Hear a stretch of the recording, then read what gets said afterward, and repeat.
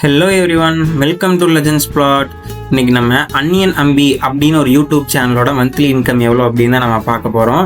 ஆக்சுவலாக இது நம்ம சப்ஸ்கிரைபர் அர்ஜுன் அப்படிங்கிற ஒருத்தர் தான் கேட்டிருந்தாங்க. இந்த வீடியோவில் இவங்களோட இன்கம் எவ்வளோ அப்படின்னு நம்ம பார்க்கலாம். அதுக்கு முன்னாடி நம்ம சேனலை சப்ஸ்கிரைப் பண்ணாதீங்களா, இந்த வீடியோ பிடிச்சிருந்தா ஒரு லைக் பண்ணிட்டு சப்ஸ்கிரைப் பண்ணிக்குவாங்க.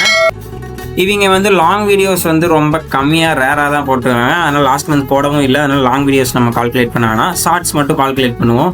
இவர் போடுற ஷார்ட்ஸ் எல்லாமே பார்த்தீங்கன்னா ஒரு 300K 2 million 73K ஆவரேஜாக ஒரு வீடியோ ஹைப் ஆகிருக்கு, ஒரு வீடியோ லோ ஆகிருக்கு அப்படிங்கிற மாதிரி தான் போயிருக்கு. பட் ஒரு 50Kக்கு மேலே தான் எல்லா வீடியோவுமே போயிருக்கு.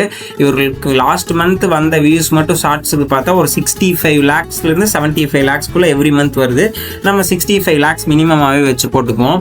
இவங்களுக்கு என்டர்டைன்மெண்ட் ஆர் கேமிங் கேட்டகரி என்டர்டைன்மெண்ட்டில் தான் வரும். லாங் வீடியோஸ்னால் 7 ரூபாயிலிருந்து 74 ரூபாக்குள்ளே தருவாங்க. ஷார்ட்ஸ் தான் போடுறாரு, 80 பைசா கால்குலேட் பண்ணிக்கலாம். அப்போ 65 லட்சம் வியூஸ்க்கு 80 பைசா 1000 வியூஸ்க்கு கொடுத்துருந்தாங்க அப்படின்னா நம்ம அன்னியன் அம்பி சேனல் மந்த்லி 5200 ஏர்ன் பண்ணியிருப்பாரு. அதாவது 5200 ரூபா அவருக்கு மாச வருமானம் வந்திருக்கும். இந்த சேனல்ல இருந்து ஒரு வாரத்துக்கு 1300 ரூபா வந்திருக்கும். இதே ஒரு நாளைக்கு கால்குலேட் பண்ணோம்னா எவ்வளோ வருதுன்னா நம்ம அன்னியன் அம்பிக்கு 185 ரூபா அப்ராக்சிமேட்டாக வந்திருக்கும். இதை விட கம்மியாகவும் வந்திருக்கலாம், அதிகமாகவும் வந்திருந்திருக்கலாம்.